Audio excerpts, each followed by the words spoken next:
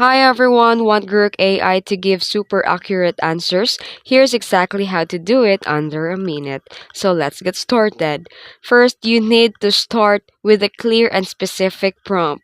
Instead of saying general topic like tell me about history, it's rather say a specific like summarize the causes of World War I in 3 sentences. Here you need to be clear and specific with your topic. And then also you can use context or examples like add details like this.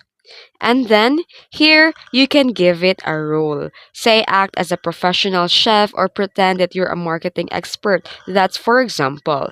This helps it to respond with a right tone or depth. If the first response isn't perfect, you can refine your question or say give it more details, make it shorter, or explain differently. You need to always double check the information for accuracy because AI is smart but it's still learning. Try these tips and level up your Grok AI game. If you found this tutorial helpful, be sure to like and subscribe for more fast tech tips. Thanks for watching.